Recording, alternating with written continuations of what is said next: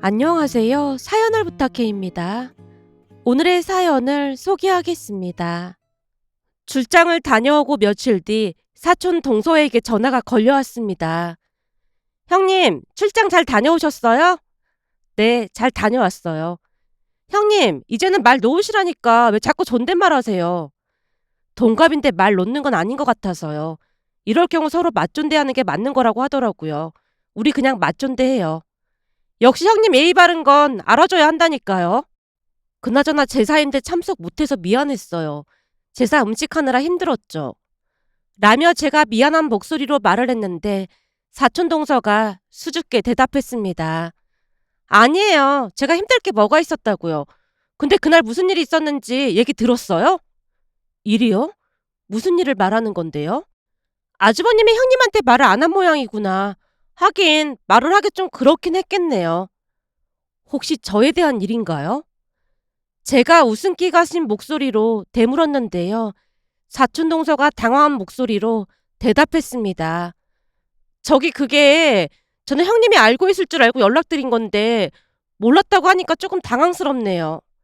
괜찮으니까 말해봐요. 무슨 일인데 그래요? 혹시나 제가 형님한테 말했다고 큰어머니한테 야단 듣는 거 아니겠죠? 그날 보니까 큰어머님 진짜 무섭던데? 동서가 말했다고 안 할 테니까 무슨 일인지 말해봐요.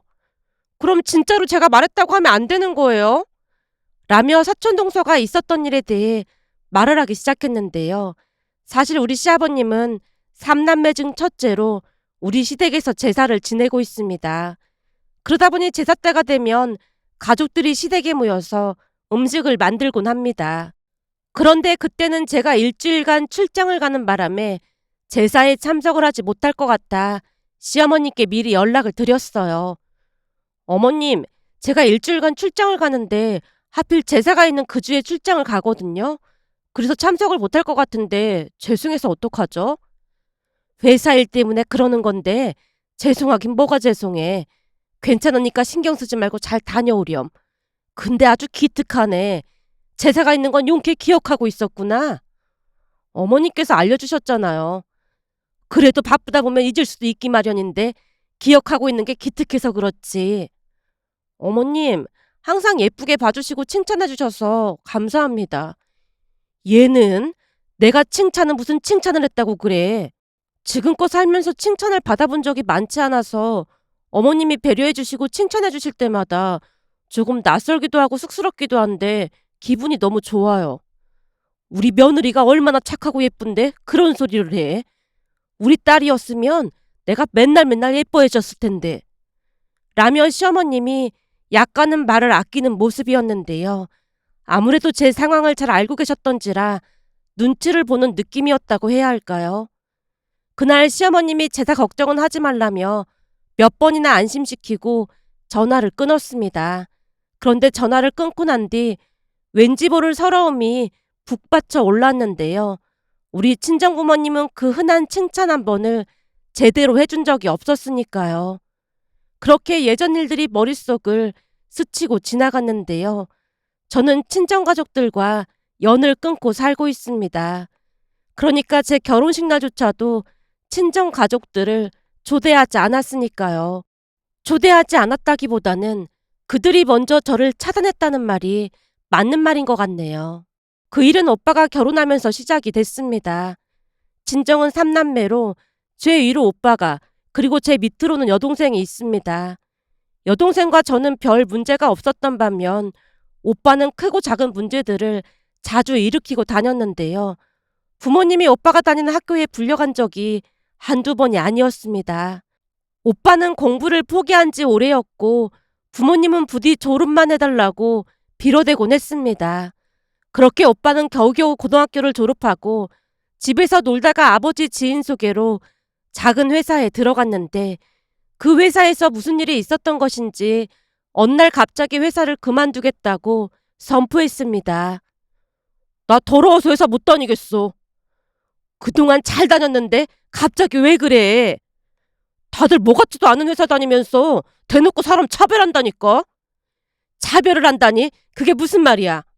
내가 고졸이라서 말귀를 못 알아듣는다나 뭐래나 그러면서 엄청 무시하고 차별한단 말이야. 살다 보면 이런 일도 있고 저런 일도 있고 그런 거야. 그러니까 조금만 더 참고 견뎌봐. 싫어. 나 열받아서 도저히 못 다니겠단 말이야. 특히나 이번에 대학 졸업한 찐따가 한 명 들어왔는데 생긴 것도 뭐같이 생겨서는 나를 완전 하대한다니까. 내가 대학이나 좋은 데 나고 그랬으면 억울하진 않지. 이건 지방대 나와서 유세란 유세는 다 부린다니까. 그렇다고 그만 둬버리면 앞으로 뭐 할 건데. 엄마가 걱정 가득한 표정으로 오빠를 바라봤는데요. 순간 오빠 입에서 생각지도 못한 말이 새어나왔습니다. 그래서 말인데 회사 그만두고 나도 대학 갈래. 뭐? 대학? 정말로 대학을 가겠다고? 사실은 지금 회사에 좋아하는 여자가 있는데 그 여자는 대학을 나왔단 말이야. 근데 내가 대학 졸업했으면 좋겠다고 하더라고. 너 회사에 사귀는 사람 있었어?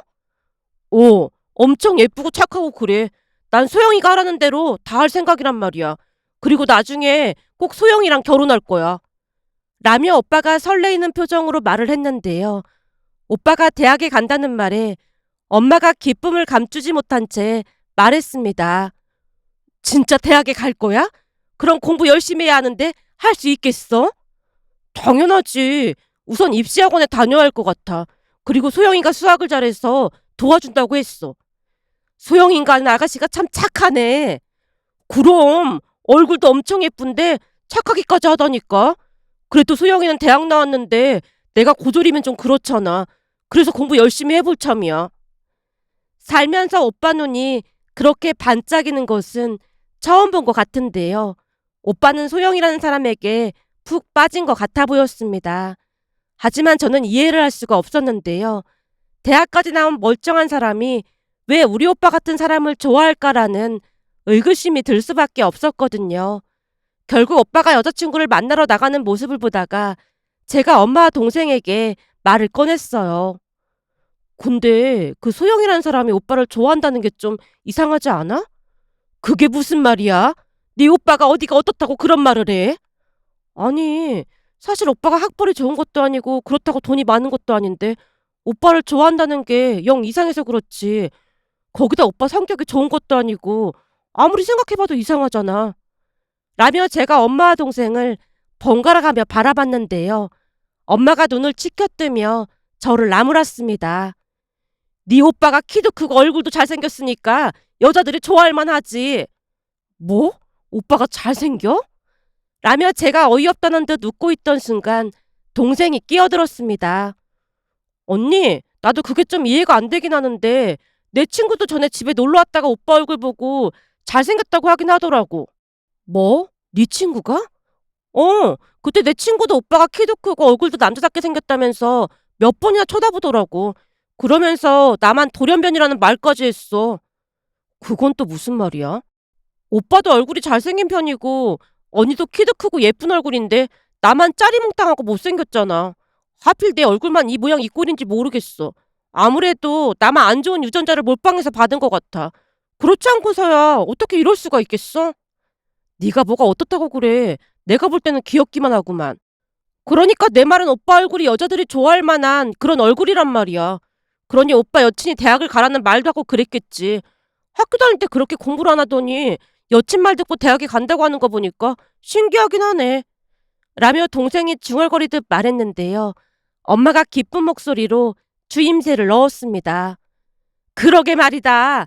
이번 참에 정신 차리고 공부해서 대학 졸업장 따면 소원이었겠다. 엄마, 너무 기대나 하지 마. 엄마도 알다시피 그동안 오빠가 뭘 하나 제대로 끝낸 적이 없잖아. 고등학교 졸업만 하게 해달라고 한 게 불과 얼마 전인데 사람이 그렇게 쉽게 변하겠어? 넌 어쩜 말하는 뽐새가 그 모양이야. 내가 볼 땐 네가 기가 세서 네 오빠가 기를 못 펴고 살아서 그런 것 같아. 뭔 놈의 기가 그렇게도 센지. 너 때문에 네 오빠가 저런 거야. 엄마, 말은 바로 해야지. 내가 기가 센 게 아니라 엄마 아버지가 허구한 날 오빠만 싸고 도니까 그 틈에서 살아남으려고 독해진 거겠지. 말이나 못하면 믿지는 않지. 암튼 오빠 공부한다고 하니까 너도 좀 도와줘. 내가 도와줄 게 뭐가 있다고 그래? 넌 공부해서 좋은 대학 갔잖아. 그러니까 네가 공부 좀 봐주고 하면 좀 좋아. 엄마, 말이 되는 소리를 해. 말이 안 될 건 또 뭐가 있어? 오빠가 참도 내 말 잘 듣겠다. 거기다 고등학교 때 공부 하나도 안 했을 텐데 내가 어떻게 도와줘. 그러니까 나한테 그런 부탁할 생각도 하지 마. 넌 어쩜 그렇게 냉정할 수가 있니? 가끔 말할 때마다 있던 정도 떨어진다니까. 암튼 난 못 도와주니까 두 번 다시 말 꺼내지도 마. 그리고 나 과외 아르바이트 하느라 지금도 눈코 뜰 새 없이 바쁘단 말이야. 누구는 엄마 아버지 도움으로 편하게 입시학원 다니면서 공부하겠지만 난 학비 벌어야 해서 무진장 바쁘거든. 라며 제가 정색한 채 딱 잘라 말했습니다. 그런데 엄마가 뜻밖의 제안을 해왔어요. 그 과외비 얼마씩 받는데 그래. 엄마가 그거보다 더 줄 테니까 네 오빠 과외 좀 해줘. 그동안은 대학 학비 보태줄 돈도 없다고 딱 잘라 말해놓고는 오빠 과외 시켜주면 돈을 주겠다고? 아무리 봐도 난 이 집 자식이 아닌 것 같아. 그렇지 않고서는 절대 이럴 수가 없거든. 얘가 오늘따라 왜 이렇게 삐딱하게 굴어? 암튼 난 오빠 과외 못해주니까 그렇게 알아. 라며 제가 딱 잘라서 거절을 했습니다. 그도 그럴 수밖에 없었던 것이 대학에 합격을 하자마자 엄마가 제게 딱 잘라서 말을 했거든요. 우린 네가 대학 안 가고 바로 취업했으면 좋겠는데 네 담임 선생님이란 사람이 공부를 잘하니까 대학은 꼭 보내라고 해서 보내주는 거야. 그러니까 내 말은 우리가 대학 등록금은 내주겠지만 나머지는 네가 학자금 대출을 받던지 아르바이트를 하던지 알아서 다니란 말이야. 우리는 4년 내내 네 뒷바라지 못해주니까. 라며 첫 등록금만 지원을 해줬습니다. 하지만 저는 워낙 부모님께 바라는 게 없었기에 그것도 감지덕지였다고 해야 할까요? 그 뒤 부모님은 대학을 다니는 내내 학비를 지원해주지 않았고 저는 그 돈을 마련하기 위해 주말에도 쉬는 날 없이 내내 아르바이트를 해야만 했습니다. 물론 그것에 대한 불만을 제기한 적은 단 한 번도 없었는데요. 그때까지도 저는 집에 돈이 없어서 그런가 보다라는 생각을 했었거든요. 그런데 오빠가 공부를 하겠다고 하자 과외부터 모든 것을 적극적으로 지원해주겠다는 부모님의 말에 상처를 받을 수밖에 없었습니다. 그동안도 부모님이 제게는 유난히도 냉정하다는 생각을 하긴 했지만 허구한 날 그런 대우를 받다 보니 당연하다는 생각까지 할 정도였으니까요. 그날 제가 냉정하게 거절을 하자 엄마가 있는 대로 화를 내며 저를 나쁜 사람으로 몰고 갔습니다. 급기야는 잔뜩 성을 내며 제게 쏘아붙였어요. 이제 보니 네 오빠가 너보다 좋은 대학 갈까봐 걱정돼서 그런 거야? 예전부터 네 기가 어마어마하게 세다고 해서 우리가 기를 누리려고 엄청 노력했는데 이래서 타고난 천성은 무시 못한다고 하는 거야. 네 사주가 우리 집안에 하나도 도움이 안 되는 사주라고 하더니 딱 맞는 말이었어. 라며 엄마가 악담까지 쏟아내고 있는 모습에 그날 집을 나와서 자취하던 친구 집으로 들어갔습니다. 하지만 엄마뿐만 아니라 아버지도 제게 관심조차 없었던 모양으로 몇 달이 지나도록 찾지도 않았어요. 다만 동생만이 걱정스레 가끔 연락을 해왔습니다. 언니, 밥은 잘 먹고 다니는 거야? 난 잘 지내니까 걱정하지 마. 근데 오빠는 공부 잘하고 있어? 혹시 벌써 포기한 건 아니지? 나도 그게 좀 신기하긴 한데 이번에는 좀 달라 보이더라고. 꽤 열심히 공부하는 것 같아. 그 소영이라는 사람이 보통 사람이 아닌가 봐. 오빠가 그 사람한테 꼼짝도 못하는 거 있지. 내가 볼 때는 그 사람이 한 사람 인생을 구한 것 같아. 그래도 정신을 차렸다니 다행이네. 맞아. 엄마 아빠도 엄청 반기는 눈치고 말이야. 거기다 그 소영이라는 사람이 집에 자주 드나들고 있는데 엄마 아빠가 마치 공주처럼 떠받들고 있어. 너무 과한 게 아닌가 싶기도 한데 망나니 오빠를 하루아침에 바꿔놨으니까 부모님 입장도 이해가 되긴 하더라고. 아주 공주가 따로 없다니까. 오빠 여친 올 때마다 진수성찬을 차려놓고 대기하고 있는데 참 대단하다는 생각만 든다니까. 그나저나 나 돈 가진 것 좀 있으니까 혹시 급하면 연락하라고 전화했어. 엄마 아빠가 언니한테는 유난히 독하게 구는 것 같아서 나도 마음이 아프고 그래. 그나마 동생이라도 제 마음을 알아줬다고 해야 할까요? 가족 중에 유일하게 제가 의지했던 사람이 아닌가 싶습니다. 그렇게 오빠는 여자친구 덕에 지방 대학에 합격을 했고 어느 날은 동생이 새로운 소식을 전해왔습니다. 언니, 오빠 이번에 대학 합격했다고 했잖아. 곧 입학식이겠네? 지금 입학식이 문제가 아니라 둘이 대학 근처에서 같이 지낼 생각인가 봐. 둘이라고 하면 소영인가 하는 그 사람 말하는 거야? 맞아. 소영 언니가 그 근처에 일자리도 구했다나 봐. 그래서 엄마가 며칠 전에 가서 방도 하나 구해주고 왔는데 오빠 여친이 일반 주택은 불편해서 싫다고 펄쩍펄쩍 뛰어서 20평대 아파트로 얻어주고 왔다더라고. 20평대 아파트?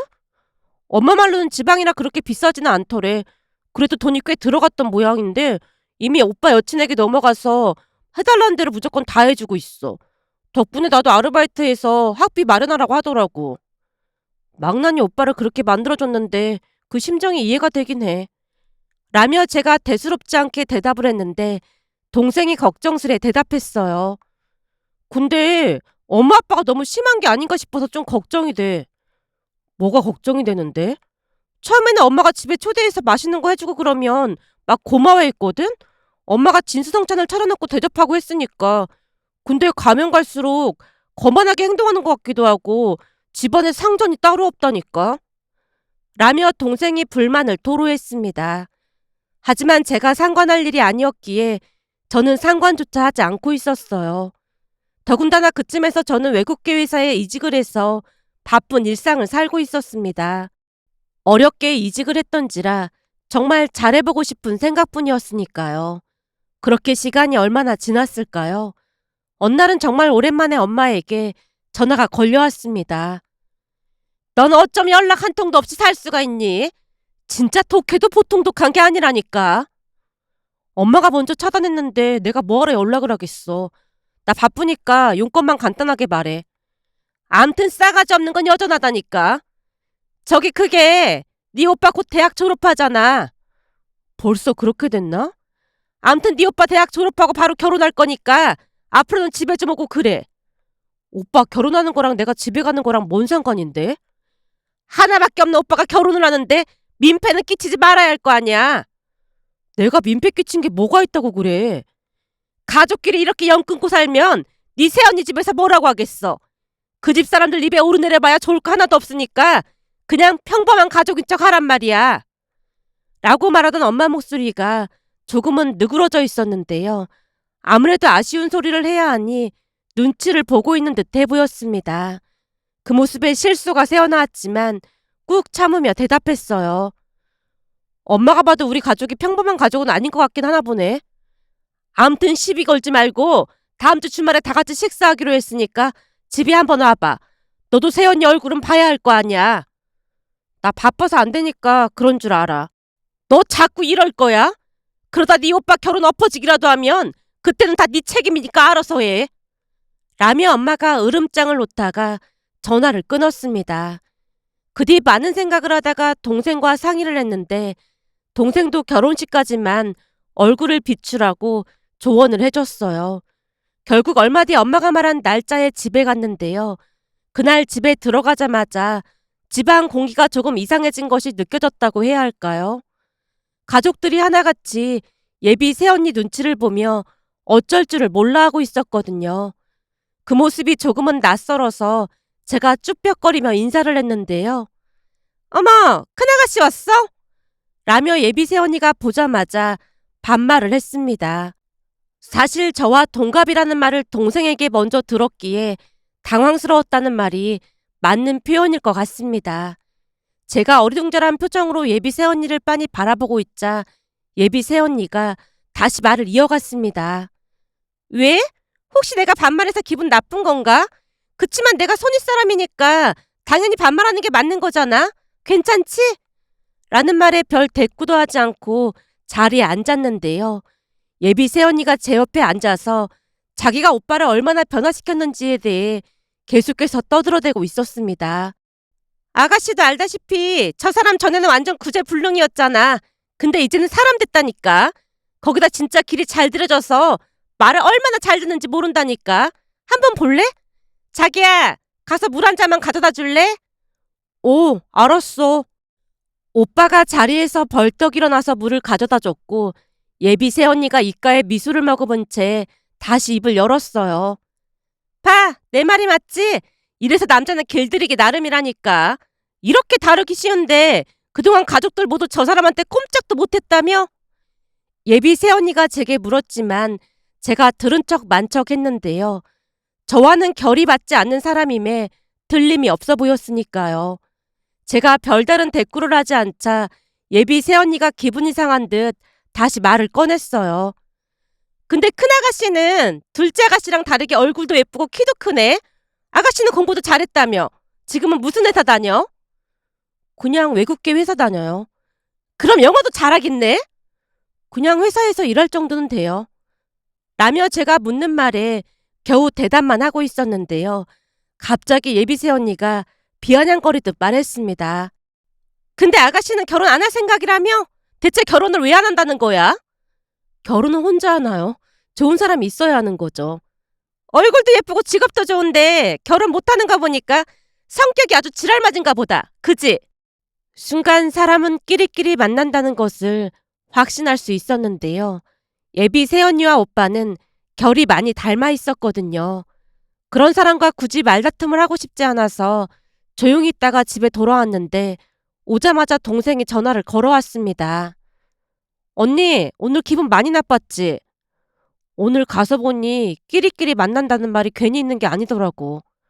나도 그런 생각 하긴 했는데 암튼 너무 기분 나빠하지 마. 나한텐 더 심하게 할 때도 많으니까. 혹시라도 힘들면 언니 집에서 지내도 되니까 언제든지 연락해. 제 말에 동생이 미안한 듯 대답을 했습니다. 그렇게 또다시 시간이 지나갔고 상견례를 한다며 굳이 저를 불러서 본가에 갔더니 동생이 상황 설명을 했어요. 그래도 우리 집에서 언니가 학벌도 제일 좋고 잘 나가잖아. 그래서 언니도 꼭 참석해야 한다고 하더라고. 참내 진짜 어이가 없네. 제가 허탈한 표정으로 긴 한숨을 내쉬었는데요. 부모님이 정말 대단하다는 생각만 들었으니까요. 그 뒤 상견례는 무사히 끝났고 본가로 돌아왔는데 웬일인지 예비 새언니가 오빠를 따라 같이 들어왔습니다. 그 모습을 보며 상관하고 싶지 않아 잠시 후 집으로 가야겠다는 생각을 하고 있던 중에 엄마가 말했어요. 우리는 반찬거리 좀 사올 테니까 너는 새언니랑 여기 있어. 난 바로 집에 갈 건데. 오랜만에 온 김에 밥이나 먹고 가지. 뭐 급한 게 있다고 그래. 네 새언니 혼자 있으면 심심하니까 옆에 같이 있어줘. 현주야, 너도 여기 같이 있지 그래? 나도 뭐 살 게 있어서 금방 따라갔다 올 테니까 조금만 기다리고 있어. 라며 예비 새언니와 저만 남겨두고 가족들 모두 마트에 갔는데요. 가족들이 나가자마자 예비 새언니가 제게 물었습니다. 아가씨, 진짜 결혼 안 할 거야? 글쎄요. 좋은 사람 생기면 하겠지만 아니면 그냥 혼자 살려고요. 아가씨 혼자 살면 나중에 나이 들어서 엄청 후회한다. 생각해봐. 아가씨가 언제까지 젊겠어? 조금만 지나면 얼굴에 주름도 막 생기고 그러면서 금방 늙는다니까. 시부모님이 아가씨 때문에 걱정이 이만저만이 아니거든. 그러니까 괜히 잘난 척하지 말고 한 살이라도 젊을 때 얼른 결혼해. 근데 그 애한테 들어보니까 아가씨 성격이 아주 지랄 맞아서 결혼이나 할 수 있을까 걱정이라고 하던데 그런 성격 받아줄 남자가 많진 않겠다. 라며 예비 새언니가 다시 제게 시비를 걸어왔습니다. 그동안은 꼭 참고만 있었지만 그날은 저도 폭발하고 말았고 예비 새언니에게 대놓고 말했어요. 언니, 그건 제가 알아서 할 문제 아닌가요? 남의 사생활에 왜 왈가왈부하는 건지 좀 이해가 안 되네요. 그거야 걱정이 되니까 하는 말인데 뭘 발끈하고 그래. 이러니까 사람들이 아가씨 성격 지랄이 맞아서 결혼 못할 것 같다고 걱정하는 거 아니야. 그럼 딩크족인 언니한테 제가 임신 왜 안 하냐고 참견하면 언니 기분은 어떨 것 같아요? 아가씨 지금 뭐라고 했어? 언니는 대체 왜 결혼하고도 자식을 안 낳겠다고 하는 거예요? 그럼 결혼을 할 이유가 없는 거 아니에요? 제가 이렇게 말하면 언니 기분도 나쁘잖아요. 근데 왜 자꾸 남의 인생에 참견을 하냔 말이에요.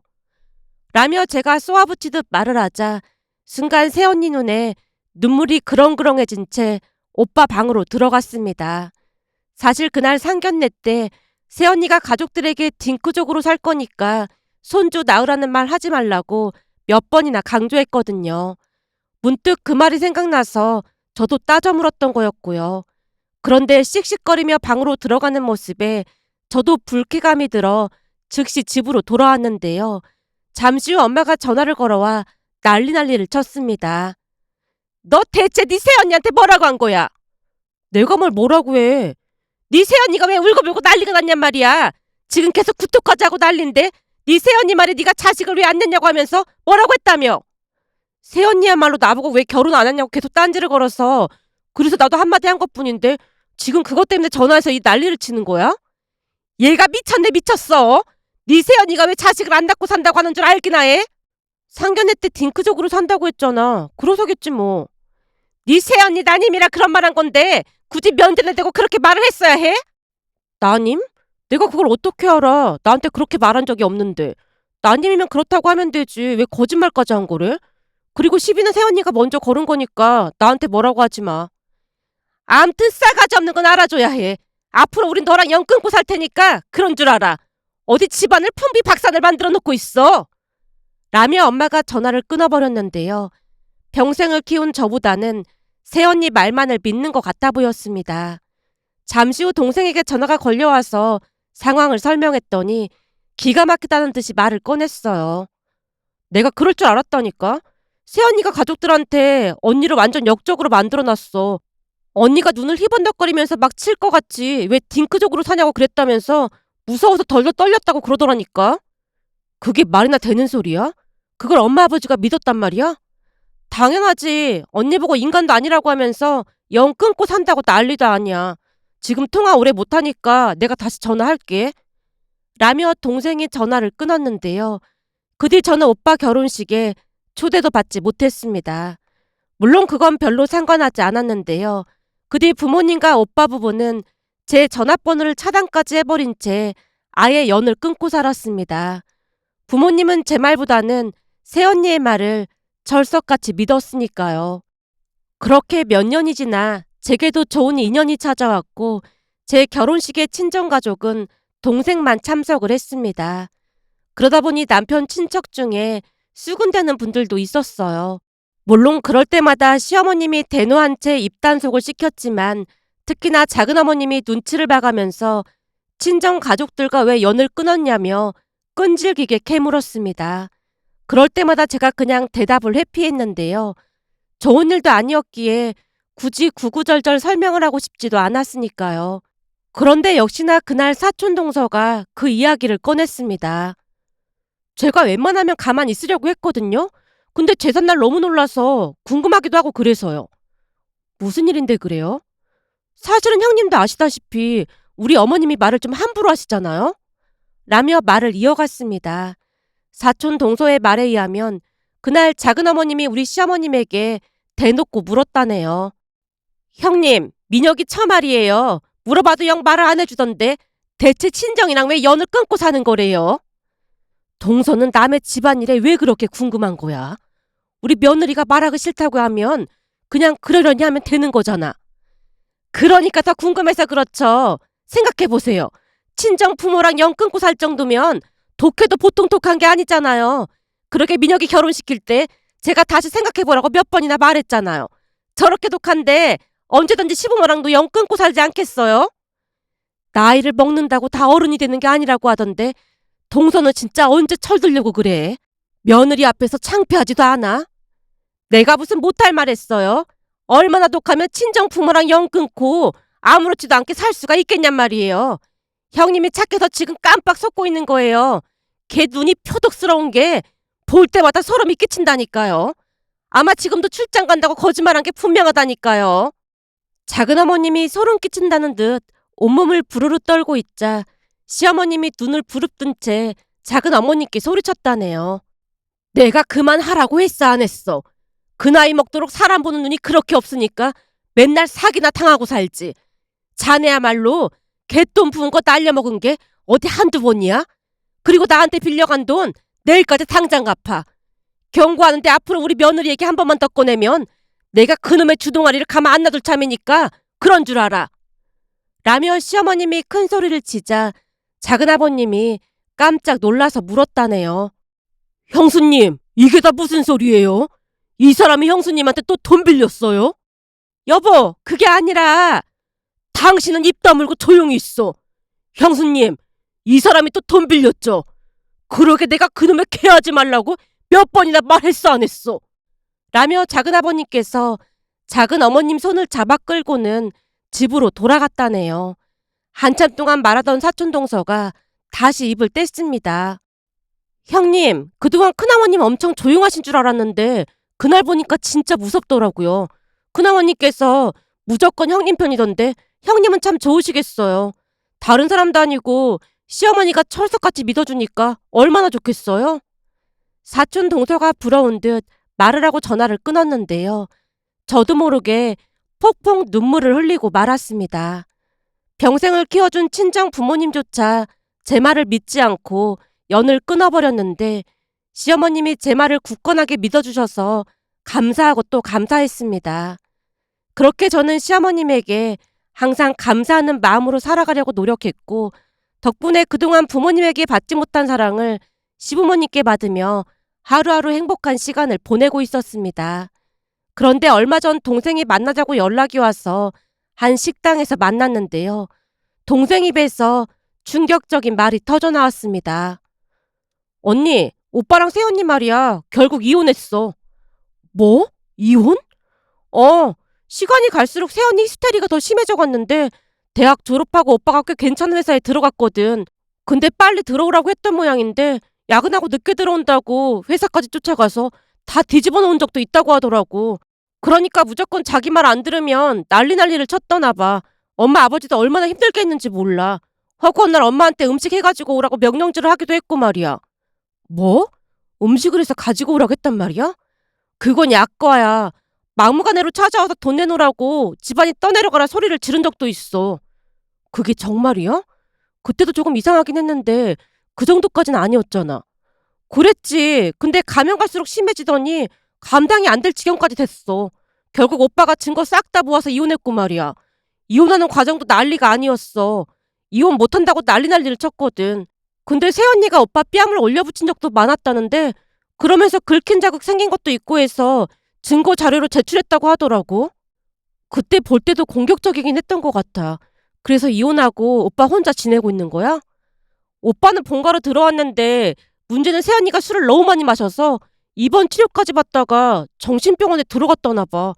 근데 오빠 말로는 새언니가 그런 적이 한두 번이 아니었었대. 그러다 보니 새언니 부모님도 그냥 이혼해준 것 같고 말이야. 전에도 정신병원에 입원했던 적이 있었다나 봐. 사람 일 모르는 거라고 하더니 진짜 어이가 없어서 말이 안 나온다. 내가 이렇게 찾아온 이유는 혹시나 엄마가 전화할지도 모르니까 아예 받지 말라고 그 말 하려고 찾아왔어. 이 지경이 되니까 언니를 찾더라니까. 아마도 그동안 새언니 때문에 돈을 엄청 쏟아해서 돈이 없으니까 언니한테 돈 뜯어내려고 하는 것 같더라고. 자꾸만 돈을 달라고 해대서 나도 지금은 집 나와서 혼자 지내고 있어. 그러니까 혹시 모르는 번호로 전화 걸려오면 절대로 받지 마. 라며 동생이 씁쓸한 표정으로 제게 몇 번이나 당부를 했습니다. 그런데 며칠 전 모르는 번호로 수십 통의 전화가 걸려오는 것을 보며 엄마라는 확신이 들면서 씁쓸한 마음이 들어 이렇게 글 남겨봅니다. 오늘의 사연은 여기까지였습니다. 즐겁게 보셨다면 구독, 좋아요 부탁드립니다. 고맙습니다.